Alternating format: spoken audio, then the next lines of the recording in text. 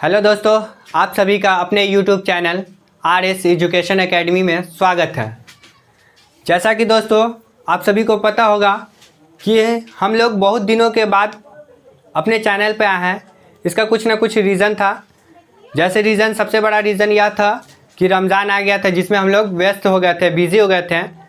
हम लोग का पर्व होता है दोस्तों, तो उसमें रोज़ा रख कर पढ़ाने में काफ़ी डिफ़िकल्ट होता है, जिसके कारण हम लोग आपको पूरा वीडियो नहीं बना सके, जिसके कारण आपको नहीं पढ़ा सके। तो इसी के साथ हम लोग एक सोच के साथ फिर से हम लोग शुरू करने आए हैं और शुरू करने जा रहे हैं। आइंदा आप लोग का वीडियो नहीं पॉज होगा, मतलब रुकेगा नहीं और कभी भी नहीं रुकेगा। इसके वजह से आप लोग को समस्या का कारण नहीं झेलना पड़ेगा। तो दोस्तों आज हम लोग बात करेंगे कि साइंस पढ़े थे, साइंस कहाँ तक हम लोग पढ़े थे वो आप सभी को मालूम होगा कि साइंस में पहला लेसन हम लोग पढ़ रहे थे, प्रकाश का प्रवर्तन पढ़ रहे थे।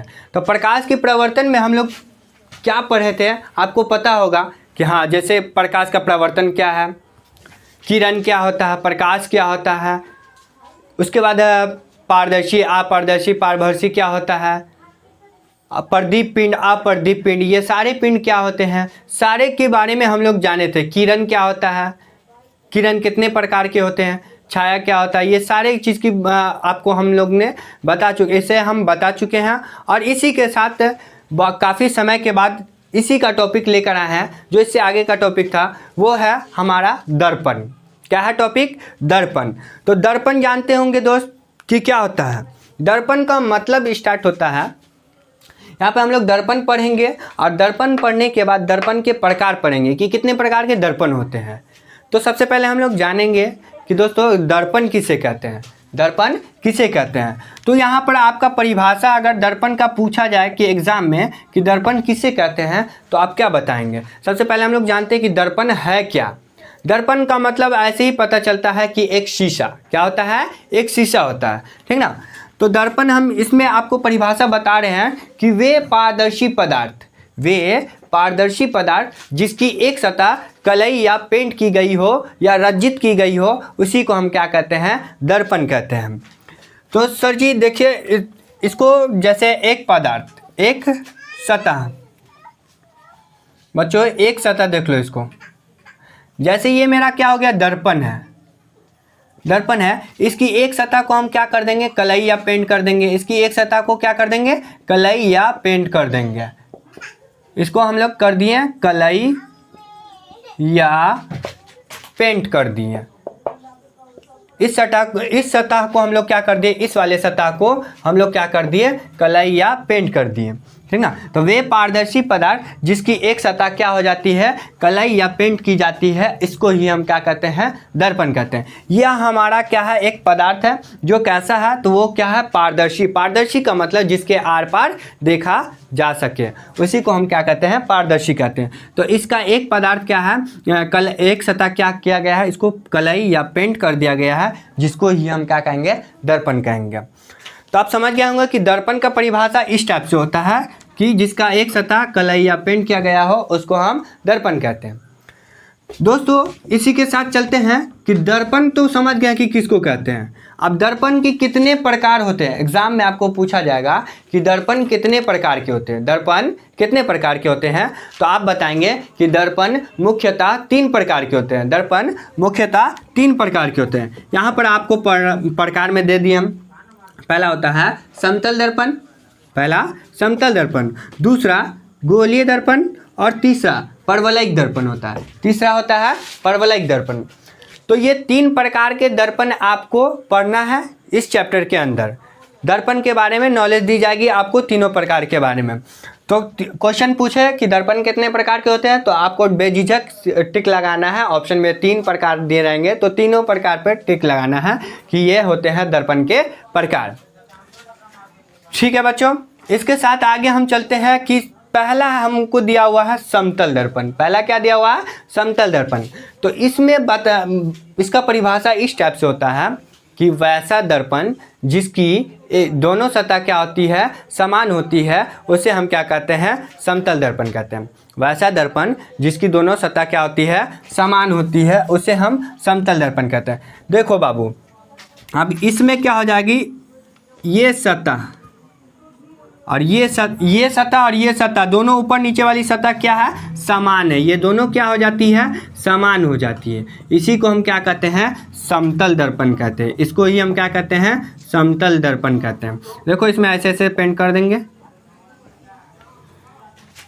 इसमें दोनों सतह, ये वाली सतह और नीचे वाली सतह दोनों एक दूसरे की क्या होती है, समान होती है। इसीलिए इसको हम क्या बोलेंगे, समतल दर्पण बोलेंगे। ठीक है, पहला है समतल दर्पण। तो पूछा जाएगा कि समतल दर्पण किससे कहते हैं, तो बोलेंगे वैसा दर्पण जिसकी दोनों सतह क्या होती है, आपस में समान होती है, उसे हम समतल दर्पण कहते हैं। अब क्वेश्चन पूछा जाएगा कि समतल दर्पण में कैसा प्रतिबिंब बनता है, समतल दर्पण में कैसा प्रतिबिंब बनता है। तो हमको बताना है कि समतल दर्पण में वस्तु का प्रतिबिंब, मतलब वस्तु की आकृति कैसा बनता है, तो वस्तु के समान आकार का बनता है। वस्तु के किस टाइप का बनता है, वस्तु के समान आकार का बनता है। जैसे देख लीजिए, एक शीशा है, एक क्या है, शीशा होता है, और शीशे के सामने हम लोग खड़े हो जाएंगे, शीशे के सामने खड़े हो जाएंगे तो वो क्या, शीशा क्या होता है, समतल दर्पण होता है। क्या होता है, आईना क्या होता है, समतल दर्पण होता है। और उसमें जो आकृति बनती है, उसमें जो चित्र बनती है, वो वस्तु के समान आकार का बनता है। जितना बड़ा वस्तु उसके पास सामने रखा जाएगा उतना ही उसका साइज प्राप्त होगा, मतलब उतना ही बड़ा उसका आकृति बनेगा। इसी को हम क्या कहते हैं, समतल दर्पण कहते हैं। आई होप कि ये क्वेश्चन आपको क्लियर हो चुका होगा। आगे चलते हैं। दूसरा क्वेश्चन है, दूसरा है आपका गोलीय दर्पण। कौन सा दर्पण है, गोलीय दर्पण। तो इसमें बोलेंगे गोलीय पारदर्शी पदार्थ का, गोलीय दर्पण में क्या बोलेंगे, गोलीय पारदर्शी पदार्थ का वह टुकड़ा जिसकी एक सतह कलई या पेंट की गई हो, उसे हम क्या बोलेंगे, गोलीय दर्पण कहेंगे। देखो जैसे यहाँ पर गोल बना देंगे, ये क्या बना देंगे, गोल बना देंगे। अब यह क्या है बाबू रे, गोल है, और गोल है तो क्या है, पारदर्शी है। तो पारदर्शी है क्योंकि इसके आर पार हम लोग देख सकते हैं। और यह एक क्या है, टुकड़ा है। गोलीय पारदर्शी पदार्थ का यह एक टुकड़ा है, गोलीय पारदर्शी पदार्थ का यह एक टुकड़ा है। इसको ही हम क्या कहते हैं, गोलीय दर्पण कहते हैं। गोलीय दर्पण आपको पूछा जाएगा कि गोलीय दर्पण किसे कहते हैं, तो क्या बोलेंगे, गोलीय पारदर्शी पदार्थ का वह टुकड़ा जिसकी एक सतह कलई या पेंट की गई हो, उसे हम क्या कहते हैं, गोलीय दर्पण कहते हैं। देखिए यहाँ पर अब गोलीय दर्पण है, इसको हम क्या कर दिए, एक सतह को, इस साइड के सतह को हम छोड़ दिए और इस साइड के सतह को हम क्या कर दिए हैं, कलई या पेंट कर दिए या रंजित कर दिए हैं। और यह क्या है, एक केवल क्या है, टुकड़ा है, ये आधा टुकड़ा है, ठीक ना। इसी को हम क्या कहेंगे, गोलीय दर्पण कहेंगे। इसको ही हम क्या कहेंगे, गोलीय दर्पण कहेंगे। ठीक है दोस्तों, तो यहाँ पर आपको दर्पण समझ में आ गया होगा कि दर्पण किसे कहते हैं। दर्पण वे पारदर्शी पदार्थ जिसकी एक सतह कलई या पेंट की गई हो, उसे हम दर्पण कहते हैं। अब दर्पण कितने प्रकार के होते हैं, तो दर्पण 3 प्रकार के होते हैं। दर्पण कितने प्रकार के होते हैं, दर्पण 3 प्रकार के होते हैं। पहला हो गया समतल दर्पण, दूसरा गोलीय दर्पण और तीसरा परवलयिक दर्पण हो गया, ठीक है। तीसरा देखिए, आपको पूछा, तीसरा का जरूरत नहीं होता ज़्यादा। और तीसरा बोला जाएगा परवलयिक का मतलब होता है बेलनाकार के टाइप का। जैसे बेलनाकार डंटा नहीं होता, बेलन जैसे होता है, उसी टाइप का क्या होता है, या बेलनाकार दर्पण होता है। परवलयिक दर्पण उसी टाइप का होता है, ठीक है। अब क्वेश्चन पूछ देगा, उससे पहले हम जानते हैं कि गोलीय दर्पण कितने प्रकार के होते हैं। उससे पहले हम जानते हैं कि गोलीय दर्पण कितने प्रकार के होते हैं। तो गोलीय दर्पण आपको यदि पूछा जाए एग्जाम में कितने प्रकार के होते हैं, तो गोलीय दर्पण 2 प्रकार के होते हैं। कितने प्रकार के, 2 प्रकार के होते हैं। गोलीय दर्पण 2 प्रकार के होते हैं। पहला हो जाएगा आपको, पहला हो जाएगा उत्तल दर्पण, पहला उत्तल दर्पण, और दूसरा हो जाएगा अवतल दर्पण, दूसरा हो जाएगा अवतल दर्पण। यह गोलीय दर्पण है। अब गोलीय दर्पण का प्रकार पूछा जाएगा कितने प्रकार के होते हैं। एग्जाम में बहुत दफ़ा पूछा जाता है कि गोलीय दर्पण कितने प्रकार के होते हैं। तो गोलीय दर्पण कितने प्रकार के होते हैं, 2 प्रकार के होते हैं। पहला होता है उत्तल दर्पण, दूसरा होता है अवतल दर्पण। अब हम लोग जानेंगे कि उत्तल दर्पण किसको कहते हैं, उत्तल दर्पण किसको कहते हैं, ठीक ना। फिर जानेंगे कि अवतल दर्पण किसको कहते हैं, ये भी क्वेश्चन पूछा जाता है। ये सारे क्वेश्चन हम लोग को सब्जेक्टिव में 2 मार्क्स के पूछे जाते हैं परिभाषा। तो आपको उत्तल दर्पण का परिभाषा पहले बताना है कि वैसा दर्पण जिसकी परावर्तक सतह उठी हुई हो, वैसा दर्पण जिसकी परावर्तक सतह क्या हो, उठी हुई हो। यह दर्पण है, देखो बाबू, यह क्या है, दर्पण है, यह दर्पण है। और इसमें क्या है, परावर्तक सतह क्या है, उठी हुई है। इसकी परावर्तक सतह क्या है, इस साइड वाली सतह क्या है, परावर्तक सतह, और ये परावर्तक सतह क्या है, उठी हुई है। आपको दिख रहा होगा चित्र में कि यह सतह क्या हुआ, धंसी हुई है, और ये सतह क्या है, इस साइड वाली सतह मतलब दाईं साइड वाली सतह क्या है, उठी हुई है। इसी को हम क्या कहते हैं, उत्तल दर्पण कहते हैं। बोलेंगे इसका परिभाषा, वैसा दर्पण जिसमें परावर्तक सतह उठी हुई होती है उसे हम उत्तल दर्पण कहते हैं। अब इसमें पूछा जाएगा कि इसमें वस्तु का प्रतिबिंब कैसा बनता है, इसमें वस्तु का प्रतिबिंब कैसा बनता है। तो इसमें वस्तु का प्रतिबिंब वस्तु से केवल छोटा प्राप्त होता है। इसमें आपको बहुत दफ़ा पूछा जाता है कि उत्तल दर्पण में वस्तु का प्रतिबिंब कैसा प्रतीत होता है, प्रतिबिंब कैसा बनता है। तो आपको बताना है वस्तु से केवल छोटा बनता है, वस्तु से केवल छोटा बनता है। इसमें जो प्रतिबिंब बनेगा वह वस्तु से केवल और केवल छोटा बनेगा। ठीक है, तो उत्तल दर्पण हम लोग यहाँ पर समझे हैं कि वैसा दर्पण जिसकी परावर्तक सतह उठी हुई होती है उसे हम उत्तल दर्पण कहते हैं, उसे हम उत्तल दर्पण कहते हैं। इसमें वस्तु का प्रतिबिंब वस्तु से केवल छोटा प्राप्त होता है। अब दूसरा है गोलीय दर्पण के प्रकार में दूसरा अवतल दर्पण। क्या है, अवतल दर्पण। इसमें क्या बोलना है, सेम इसका नेगेटिव है, उल्टा है। यहाँ फिगर बनाते हैं हम।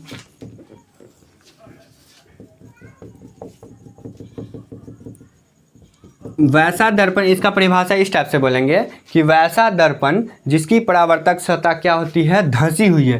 इसकी परावर्तक सतह बाबू आप देख सकते हैं कि इसकी परावर्तक सतह क्या है, धंसी हुई है। इसकी परावर्तक सतह इस साइड क्या हुआ, धंस गई है, और इस साइड क्या हुआ, उठी हुई है।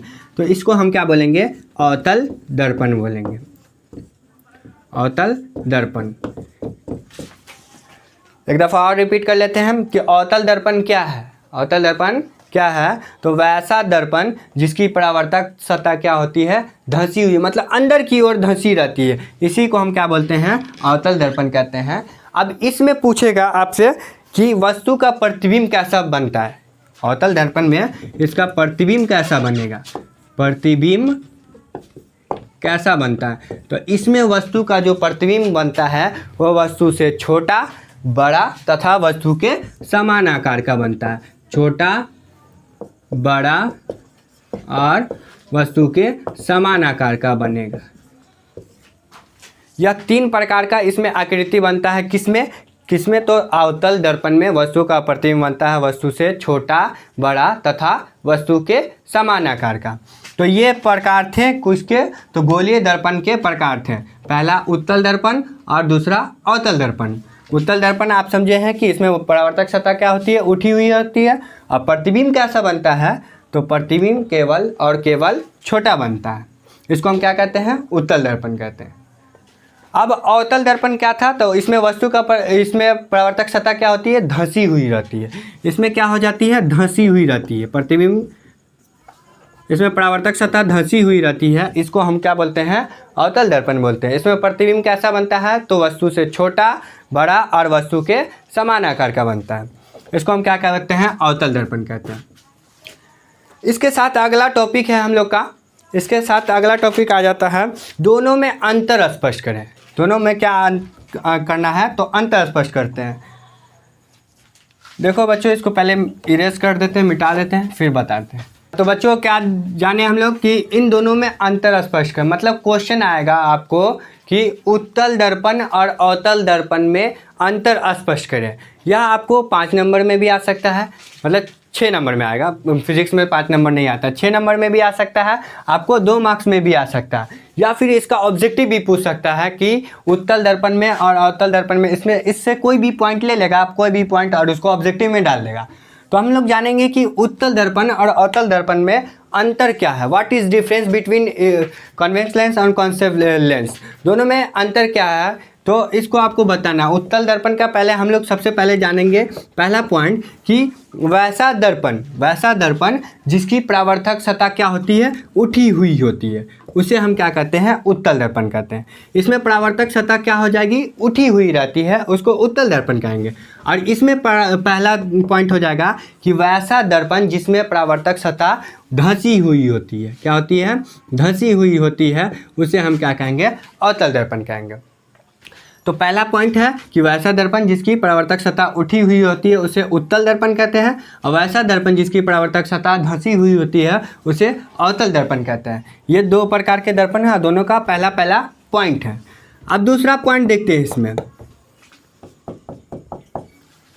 इसमें जो वस्तु का प्रतिबिंब बनेगा, इसमें वस्तु का प्रतिबिंब हमेशा वस्तु से छोटा बनता है, इसमें वस्तु का प्रतिबिंब हमेशा वस्तु से छोटा बनेगा। और इसमें जो वस्तु का प्रतिबिंब बनेगा वो छोटा, बड़ा और वस्तु के समान आकार का बनेगा। इससे पहले दोस्तों अभी हम लोग तुरंत पढ़े हैं कि उत्तल दर्पण और अवतल दर्पण क्या है, उसके अंदर हम आपको बता चुके हैं, दोनों का परिभाषा भी बता दिए हैं और दोनों का प्रतिबिंब बता दिए कि कैसे क्या होता है, ठीक है। तो हम जानते हैं कि इसमें क्या होता है, उत्तल दर्पण में वस्तु का प्रतिबिंब जो बनता है वो वस्तु से क्या होता है, केवल और केवल मतलब हमेशा छोटा बनता है, और इसमें वस्तु का प्रतिबिंब छोटा, बड़ा तथा वस्तु के समान आकार का बनता है। तीसरा पॉइंट जानते हैं इसमें जो होगा वस्तु का प्रतिबिंब वह क्या होता है, सीधा प्रतीत होता है। इसमें जो वस्तु का प्रतिबिंब बनेगा वह सीधा बनेगा। उत्तल दर्पण में वस्तु का प्रतिबिंब क्या बनता है, एकदम सीधा बनेगा, ठीक है। और अवतल दर्पण में जो होगा सीधा और उल्टा दोनों प्रतिबिंब प्राप्त होता है। इसमें कभी आपका प्रतिबिंब क्या हो जाएगा, सीधा बन जाएगा और कभी उल्टा भी बन जाता है। तो इसमें केवल और केवल बोलना है कि उत्तल दर्पण में वस्तु का प्रतिबिंब सीधा बनता है, और अवतल दर्पण में क्या बोलना है कि वस्तु का प्रतिबिंब सीधा और उल्टा दोनों प्रतिबिंब प्राप्त होते हैं या दोनों प्रतिबिंब बनते हैं, ठीक है। और चौथा पॉइंट इसका देखते हैं। इसमें केवल काल्पनिक प्रतिबिंब बनता है, इसमें केवल काल्पनिक प्रतिबिंब बनता है। इसमें जो होता है वह केवल काल्पनिक प्रतिबिंब बनता है, और इसमें जो बनेगा बाबू वो काल्पनिक और आभासी, काल्पनिक और वास्तविक मान लेते हैं इसको, वास्तविक प्रतिबिंब बनता है, उसे हम क्या बोलते हैं, अवतल दर्पण बोलते हैं। इसमें वास्तविक बनेगा।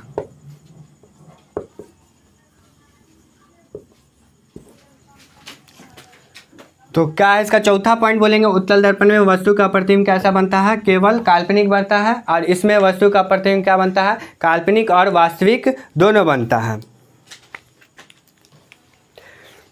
और लास्ट है बच्चों कि इसका जैसे एक पॉइंट हो गया, 2 पॉइंट, 3 पॉइंट, 4 पॉइंट। अब पांचवा पॉइंट आपको बताना है कि इस दर्पण को, उत्तल दर्पण को क्या कहते हैं, अभिसारी दर्पण भी कहते हैं, और अवतल दर्पण को अपसारी दर्पण भी कहते हैं। इसको मान लेंगे अभिसारी और इसको बोलेंगे अपसारी। देखो क्वेश्चन कई दफ़ा पूछा जाता है कि उत्तल दर्पण को कौन सा दर्पण कहा जाता है, उत्तल दर्पण को कौन सा दर्पण कहा जाता है, तो हम क्या बोलेंगे, उत्तल दर्पण को अभिसारी दर्पण भी कहा जाता है। आप क्वेश्चन पूछ देगा कि अवतल दर्पण को कौन सा दर्पण कहा जाता है, तो अवतल दर्पण को अपसारी दर्पण भी कहा जाता है। तो यहाँ पर ये दोनों का क्या था, अंतर अस्पष्ट था। क्या था, अंतर अस्पष्ट।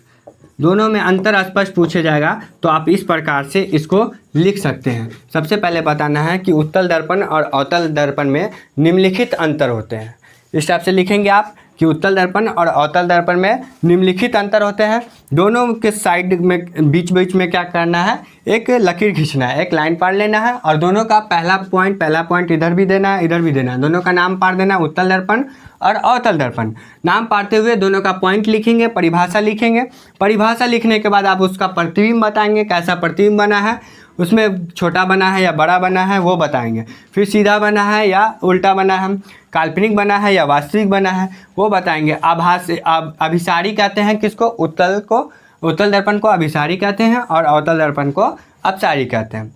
ये आपको बता देना है। इस टाइप से क्या हो गया, उत्तल दर्पण और अवतल दर्पण का अंतर स्पष्ट होता है।